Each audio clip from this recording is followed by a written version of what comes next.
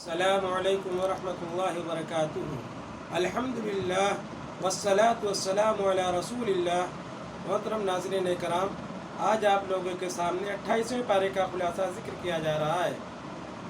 28ویں پارے کے شروع میں سورہ مجادلہ ہے۔ اس میں اللہ رب العالمین نے زہار کے مسئلے کو بیان کیا ہے۔ زہار کہتے ہیں کہ کوئی شخص اپنی بیوی کے سلسلے میں کہے کہ انتی علیہ کظہری امی، کہ تو میرے اوپر اسی طریقے سے حرام ہے جس طریقے سے میرے ماں کی پیٹھ میرے اوپر حرام ہے۔ زمانے جاہلیت میں زہار کو طلاق کی طرح سمجھا جاتا تھا۔ خولہ بنت ثعلبہ، ان کے شوہر نے ان سے زہار کر لیا، اس لیے پریشان ہو گئی۔ اللہ کے نبی صلی اللہ علیہ وسلم کے پاس آئیں مسئلے کو پوچھنے کے لیے، اور اس وقت تک اللہ رب العالمین نے زہار کے سلسلے میں کوئی وضاحت نہیں کی تھی، کوئی آیت نازل نہیں کی تھی۔ اس لیے اللہ کے نبی صلی اللہ علیہ وسلم نے فرمایا کہ تمہارے سلسلے میں ابھی کوئی آیت نازل نہیں ہوئی ہے۔ وہ آپ صلی اللہ علیہ وسلم سے بحث و تکرار کر رہی تھیں اور کہہ رہی تھیں کہ اللہ رب العالمین نے ہر چیز کے احکام نازل کیے ہیں، تو پھر اس کے کیوں نہیں نازل کیے ہیں؟ بحث و تکرار ہی کر رہی تھیں کہ اللہ رب العالمین آسمان سے ان کی آواز کو سن لیتا ہے، اور اللہ رب العالمین ان کے مسئلے کا حل نازل فرما دیتا ہے، اور کہتا ہے کہ تم میں سے کوئی بھی شخص اگر اپنی بیوی سے زہار کر لے تو وہ حقیقی ماں کی طرح اس کی بیوی نہیں ہو جائے گی، بلکہ حقیقی ماں ان کی وہی ہوگی جس نے ان کو جنا ہے، وہ حقیقی ماں کہلائی جائیں گی۔ اور اللہ رب العالمین نے کہا کہ اگر کوئی شخص زہار کرتا ہے اور بعد میں وہ پچھتاتا ہے اس عمل سے، تو ایسی صورت میں اس کو کفارہ دینا پڑے گا۔ قبل اس کے کہ اپنی بیوی سے ملے، اس سے پہلے اس کو کفارہ دینا پڑے گا۔ اور کفارہ کیا ہے؟ اللہ رب العالمین نے اس میں اسی کفارے کا ذکر کیا ہے جو روزے کی حالت میں اگر کوئی شخص اپنی بیوی سے ہم بستری کر لیتا ہے، جو کفارہ ہے وہی اس کا بھی کفارہ ہے۔ کفارہ کیا ہے؟ کہ پہلے غلام کو آزاد کرے گا۔ اگر غلام کو آزاد کرنے کی طاقت نہیں رکھتا ہے تو 2 مہینے لگاتار روزہ رکھے گا۔ اگر روزہ رکھنے کی بھی طاقت نہیں ہے تو 60 مسکینوں کو کھانا کھلائے گا۔ یہ زہار کا کفارہ ہے۔ اس کے بعد وہ اپنی بیوی کو رکھ سکتا ہے۔ اس میں یہ عائشہ رضی اللہ عنہ کی حدیث ہے۔ اس سلسلے میں عائشہ رضی اللہ عنہ کہتی ہیں کہ اللہ رب العالمین آسمان سے بندے کی فریاد کو کس طریقے سے سنتا ہے کہ ایک عورت آتی ہے، اللہ کے نبی صلی اللہ علیہ وسلم سے بحث و تکرار کرتی ہے، میں گھر کے ایک کونے میں بیٹھی ہوئی تھی، میں اس کی بات کو نہیں سن پا رہی تھی کہ اللہ رب العالمین عرش سے اس کی بات کو سن لیتا ہے، اور اللہ رب العالمین اس کے مسئلے کا حل نازل فرما دیتا ہے، اللہ رب العالمین اس کے لیے آیت نازل فرما دیتا ہے۔ تو اللہ رب العالمین ہر ایک کی دعا کو سنتا ہے، ہر ایک کی پکار کو سنتا ہے۔ دنیا میں کوئی کہیں سے پکارے، اللہ رب العالمین عرش پر رہ کر کے اس کی آواز کو سن کر کے اس کی فریاد رسی کرتا ہے۔ سورہ حشر اس کے بعد ہے۔ سورہ حشر میں اللہ رب العالمین نے یہودیوں کے ایک قبیلہ بنو نذیر کی جلا وطنی کا ذکر کیا ہے، اور اس کو اول حشر سے تعبیر کیا گیا ہے۔ یہودیوں کے 3 قبیلے تھے، بنو نذیر، بنو قریظہ، بنو قینقاع، اور اس میں یہ بیان کیا گیا ہے کہ اللہ رب العالمین نے کافروں کو جلا وطن کر دیا، اور کافر لوگ ایسے تھے کہ خود اپنے ہی ہاتھوں سے اپنے گھروں کو ویران کر رہے تھے۔ اور اس کی تفصیل یہ ہے کہ ان لوگوں نے یعنی ان یہودیوں نے اللہ کے نبی صلی اللہ علیہ وسلم کے ساتھ مسلسل بدعہدی کی۔ آپ صلی اللہ علیہ وسلم کے درپردہ سازشیں کرنے لگے۔ مکہ والوں سے بھی یہ لوگ ملے ہوئے تھے۔ اللہ کے نبی صلی اللہ علیہ وسلم کو ایک مرتبہ ان لوگوں نے بلایا، آپ صلی اللہ علیہ وسلم گئے تو وہاں پہ ان لوگوں نے پلان بنایا کہ آپ صلی اللہ علیہ وسلم کے اوپر ایک پتھر ڈال کر کے آپ کو ہلاک کر دیں گے۔ اللہ رب العالمین جبرائیل کے ذریعے آپ صلی اللہ علیہ وسلم کو اس کی اطلاع دے دیتا ہے۔ اللہ کے نبی صلی اللہ علیہ وسلم کو فوراً پتہ چل جاتا ہے، آپ وہاں سے چلے آتے ہیں۔ اس کے بعد لشکر کشی کرتے ہیں، یعنی ان کے لوگوں کا محاصرہ کیا جاتا ہے۔ یہ لوگ مضبوط قلعے میں اپنے آپ کو بند کر لیتے ہیں، اور یہ قلعے ایسے تھے جو بہت ہی مضبوط تھے، ایسا لگ نہیں رہا تھا کہ مسلمان ان پہ فتح پا جائیں گے۔ لیکن اللہ رب العالمین نے اس وقت ان کے دلوں میں خوف ڈال دیا، اللہ رب العالمین نے مسلمانوں کا رعب ڈال دیا، جس کی وجہ سے یہ لوگ اس بات پر آمادہ ہو گئے کہ ہمیں جلا وطن کر دیا جائے، ہمیں ہماری جان بخشی کے عوض میں ہم جلا وطنی کرنے کے لیے تیار ہیں، یعنی جانے کے لیے یہاں سے تیار ہیں۔ اور وہ لوگ ایک شرط رکھتے ہیں کہ ہم یہاں سے جتنا سامان لے جا سکتے ہیں لے جانے کی اجازت دے دیجیے۔ اللہ کے نبی صلی اللہ علیہ وسلم کہتے ہیں کہ ٹھیک ہے، تم ایک اونٹ پر جتنا سامان لا سکتے ہو اتنا اپنے ساتھ لے کر کے جا سکتے ہو۔ इस तरीके से जब इनकी ये शर्त मंजूर हो जाती है तो ये लोग अपने घर की खिड़कियों तक उखाड़ने लगे, दरवाजे भी उखाड़ने लगे और जान गए कि अब मुझे यहाँ से जाना पड़ेगा, इसलिए अपने घर को वीरान करने लगे और मुसलमान बाहर से उसको वीरान कर रहे थे। तो इस तरीके से ये लोग अपने ही घरों को तोड़ रहे थे। तो अल्लाह रब्बुल आलमीन ने उसी का जिक्र किया है। ये अल्लाह रब्बुल आलमीन ने उनके दिलों में खौफ तारी कर दिया था, जिसकी वजह से इन लोगों ने ऐसा किया था। वरना ऐसी हालत थी कि मुनाफिकीन अब्दुल्ला बिन उबई जिसका सरगना था वो इनको शह दे रहा था और कह रहा था कि तुम पीछे नहीं हटना, हम तुम्हारी मदद करने के लिए तैयार हैं, और ये सहारा दे रहा था। लेकिन ऐन वक्त पे कुछ काम नहीं आया, जिसकी वजह से इन्होंने जलावतनी को मंजूर किया और इनको खैबर की तरफ जलावतन कर दिया गया और उमर रज़ी अल्लाह अन्हु के दौर में इनको शाम की तरफ जलावतन कर दिया गया। और ये दूसरा हशर होगा और बाद में मैदान महशर भी कहा था कि शाम ही में वाक़ होगा। अल्लाह रब्बुल आलमीन ने सूरह में मुहाजिरीन की फजीलत को बयान किया है कि मुहाजिरीन वो हैं जो ख़ुद भी भूखे रहते हैं और दूसरों को खिलाते हैं। मुहाजिरीन ने इसार का एक अनमोल नमूना पेश किया था, ऐसी मिसाल पेश की कि दुनिया की कोई तारीख़ नहीं पेश कर सकती है। जब मुहाजिरीन हिजरत करके गए थे तो अपनी जायदाद का आधा हिस्सा कर दिया था और सब कुछ उनके ऊपर निछावर करने के लिए तैयार हो गए थे। और ये आयत वयुसिरून अला अनफुसिहिम वलौ काना बिहिम खसासा अबू तलहा रज़ी अल्लाह अन्हु के सिलसिले में नाजिल हुई कि एक मरतबा उन्होंने अल्लाह के नबी सल्लल्लाहु अलैहि वसल्लम के मेहमान की ज़ियाफ़त इस तरीके से की कि घर में खाने के लिए कुछ मौजूद नहीं था, सिर्फ बच्चों का खाना था। इन्होंने कहा कि हम बच्चों को भूखे सुला देंगे और जब मेहमान खाना खाने लगेंगे तो उस वक्त चिराग को गुल कर देंगे ताकि मेहमान को एहसास ना हो और मेहमान ये सोचे कि वो हमारे साथ खाना खा रहे हैं। इस तरीके से इन लोगों ने किया कि मेहमान को खाना खिलाया और ख़ुद उस वक्त नहीं खाए, लेकिन चिराग को गुल करके ये वाज़े कर दिया कि शायद वो भी खा रहे हैं। और अल्लाह के नबी सल्लल्लाहु अलैहि वसल्लम के पास जब सुबह गए तो अल्लाह के नबी सल्लल्लाहु अलैहि वसल्लम ने फरमाया कि अल्लाह ताला ने तुम्हारे सिलसिले में आयत नाज़िल की है। तो ये मुहाजिरीन थे जो इसार कुर्बानी का एक आला नमूना पेश किए, जिसकी वजह से अल्लाह रब्बुल आलमीन ने उनकी इस तारीफ़ को क़यामत तक कुरान में बाकी रखा। इसमें और उसके अलावा इसमें कहा है कि ये कुरान अगर पहाड़ पर नाजिल होता तो पहाड़ भी रेजा रेजा हो जाता। यानी कुरान करीम ऐसी किताब है जिसको पढ़ करके दिलों पर रिक्कत तारी हो जानी चाहिए, दिल नरम हो जाना चाहिए, इसलिए कि इसकी ये तासीर है कि अल्लाह रब्बुल आलमीन ने फरमाया कि अगर पहाड़ पर इसको नाजिल किया जाता तो पहाड़ भी रेजा रेजा हो जाता। और इसमें आखिर में अल्लाह रब्बुल आलमीन के अस्माए हुस्ना है, बहुत सारे अल्लाह रब्बुल आलमीन की सिफ़ात है, नाम है, और अल्लाह रब्बुल आलमीन को किसी भी नामों में से, इन नामों में से किसी भी नाम से पुकार सकते हैं। अल्लाह ताला ने कहा कि अल्लाह वो है कि उसके अलावा कोई माबूद नहीं है, वो अल्लाह खालिक है, राज़िक है। अल्लाह रब्बुल आलमीन के सिलसिले में मुख्तलिफ नाम मिलते हैं, बारी है, मुसव्विर है, मुहैमिन है, ये तमाम नाम इस सूरह के आखिर में ज़िक्र किए गए हैं। सूरह मुम्तहिना उसके बाद है।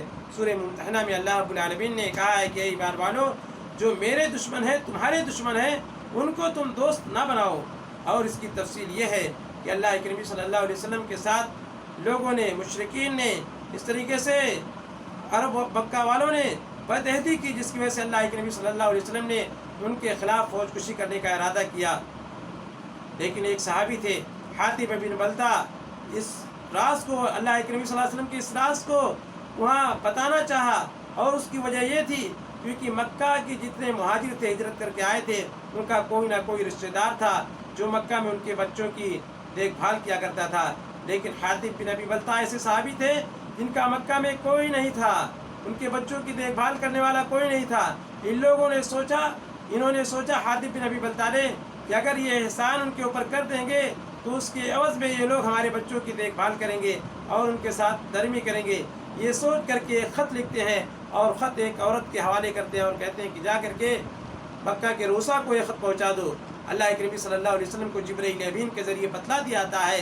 अल्लाह के नबी सल्लल्लाहु अलैहि वसल्लम चंद सहाबे कराम को, अली रज़ी अल्लाह अन्हु को, मिक़दाद को और ज़ुबैर को भेजते हैं जो तेज़ घोड़े पर सवार होकर के जाते हैं। और अल्लाह के नबी सल्लल्लाहु अलैहि वसल्लम एक जगह मुतय्यन कर देते हैं कि रोज़े खाक पर तुम्हें एक औरत मिलेगी, उसके पास एक ख़त निकलेगा और तुम ज़बरदस्ती से उस ख़त को निकालना। उसके पास से गए, वहाँ पे वाकई में वो औरत मिली और इन सहाबे कराम ने उससे कहा कि तुम ख़त निकालो। उसने कहा हमारे पास कोई ख़त नहीं है। जब ज़बरदस्ती किया تو उसने चोटी बाल की चोटी से ख़त निकाल करके दिया। अल्लाह के नबी सल्लल्लाहु अलैहि वसल्लम हातिब बिन अबी बल्ता को बुलाते हैं और कहते हैं कि तुमने ये काम क्यों किया।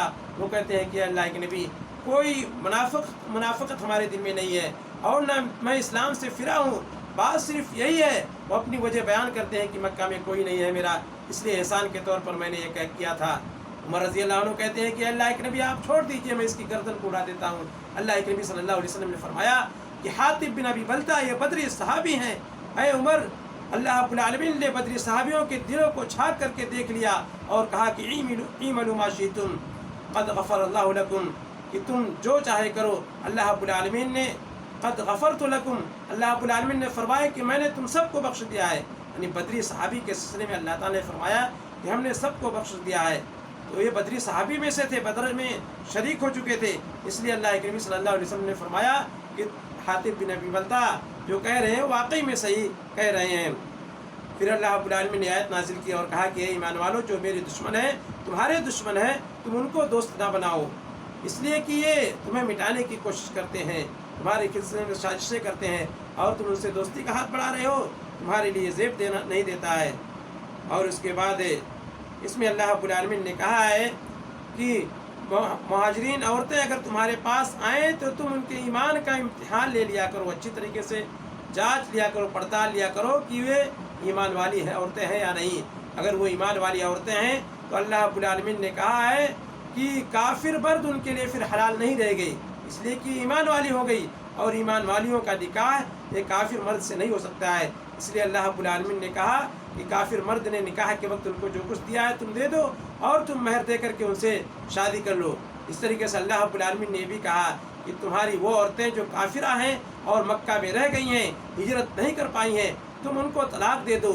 और अल्लाह रब्बुल आलमीन ने कहा कि शादी के वक्त तुमने जो कुछ दिया है उनसे तुम मांग भी सकते हो, उनके काफिर आदमियों से।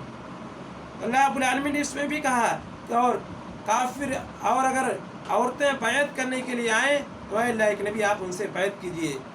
यानी औरतें बैत करने के लिए आती थी तो इस बात पर बैत लीजिए कि वो अल्लाह के साथ किसी को शरीक नहीं करेंगी, चोरी नहीं करेंगी, वो अल्लाह के रसूल की नाफरमानी नहीं करेंगी, अपने लड़कियों को जिंदा दरगोर नहीं करेंगी। अल्लाह के नबी सल्लल्लाहु अलैहि वसल्लम औरतों से भी बैत लिया करते थे, लेकिन बैत लेने का वो तरीका नहीं रहा करता था कि आप हाथ पे हाथ रख करके बैत लेते थे, बल्कि औरतों से अल्लाह के नबी सल्लल्लाहु अलैहि वसल्लम ज़बानी बैत लिया करते थे।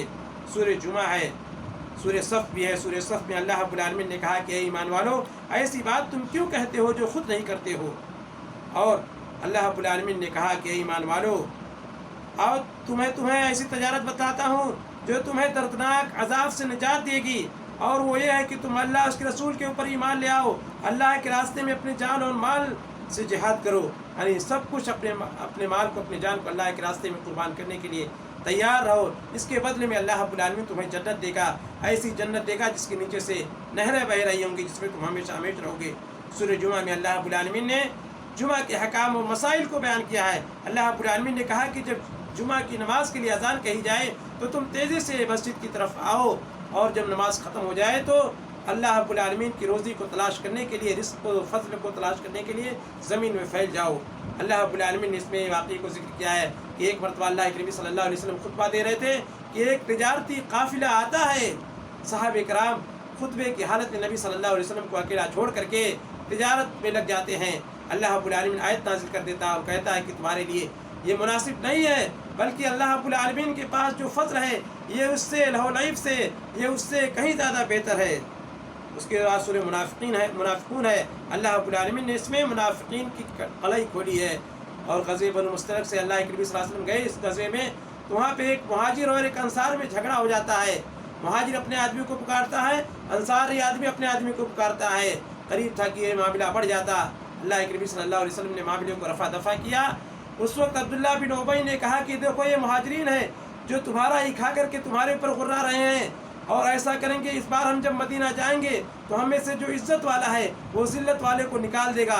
नऊज़ु बिल्लाह, उसने इज़्ज़त वाले से अपनी ज़ात को मुराद लिया और ज़िल्लत वाले से मुहाजिरीन और नबी सल्लल्लाहु अलैहि वसल्लम को मुराद लिया। और उसी मौका पर अल्लाह रब्बुल आलमीन, एक सहाबी थे ज़ैद रज़ी अल्लाह अन्हु, उन्होंने इस मामले को, इस बात को नबी सल्लल्लाहु अलैहि वसल्लम को बतला दिया। अल्लाह के नबी सल्लल्लाहु अलैहि वसल्लम ने अब्दुल्लाह बिन उबई को बुला करके पूछा तो उसने इनकार कर दिया और कहा कि मैंने ऐसी बात नहीं कही है। अल्लाह रब्बुल आलमीन ने उस मौका पर फरमाया कि मुनाफिक लोग झूठे हैं, ये झूठे आपके पास आते हैं और कहते हैं कि आप अल्लाह के रसूल हैं। अल्लाह रब्बुल आलमीन यकीनन जानता है कि आप अल्लाह के रसूल हैं, और मुनाफिक लोग झूठी बातें कहते हैं।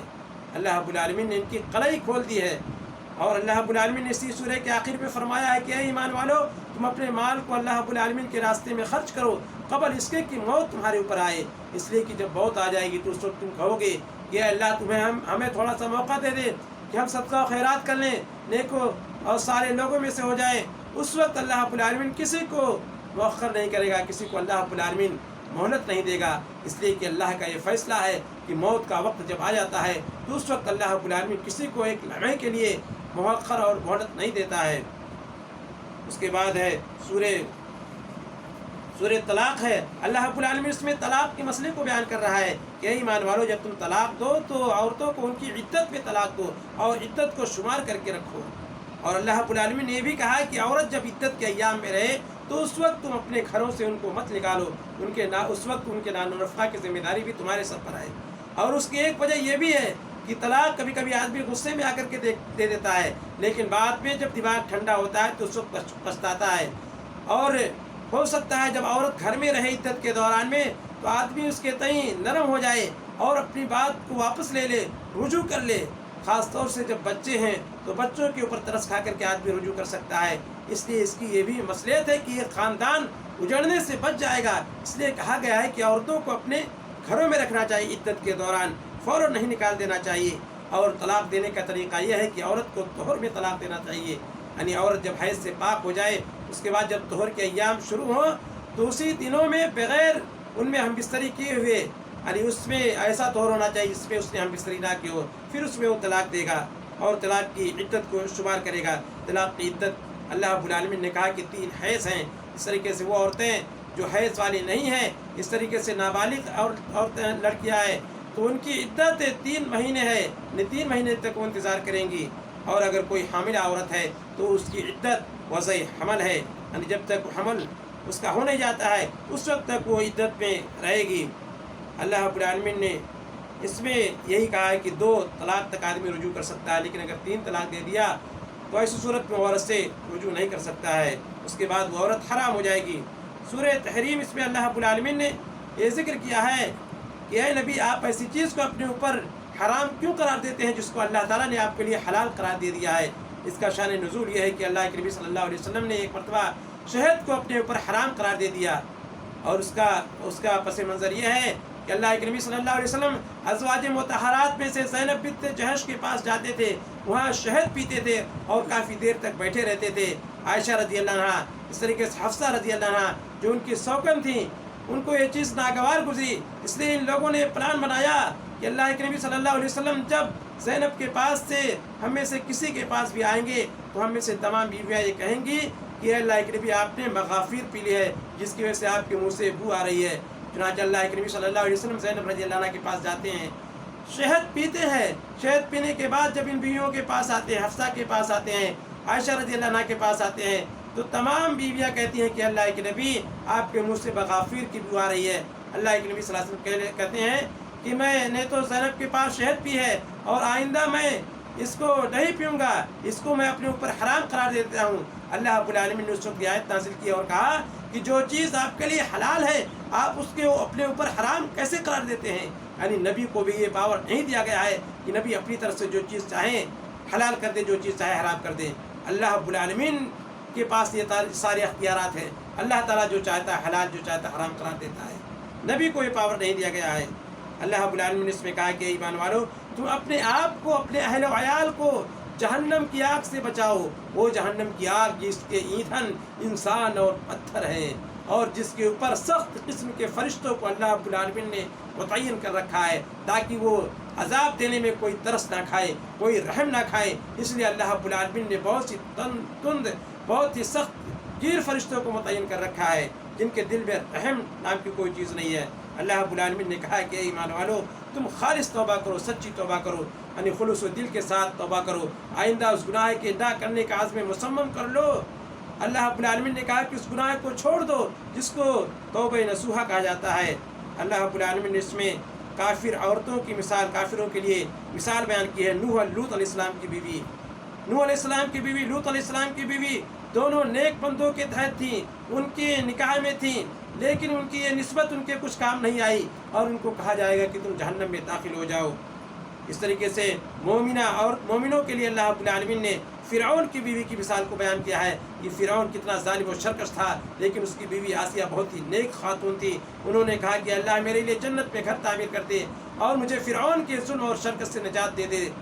اس طریقے سے مریم کی مثال اللہ رب العالمین نے بیان کی ہے، جو بہت ہی پاک دامن تھی، نیک تھیں، ان کی اللہ رب العالمین نے تعریف کی ہے۔ تو یہ 28ویں پارے کا خلاصہ تھا۔ اللہ رب العالمین سے دعا ہے کہ اللہ تعالی ہم تمام لوگوں کو قرآن کریم کو سمجھ کر اپنے اس پر عمل کرنے کی توفیق عطا فرما۔ وما علینا الا البلاغ۔ والسلام علیکم ورحمۃ اللہ وبرکاتہ۔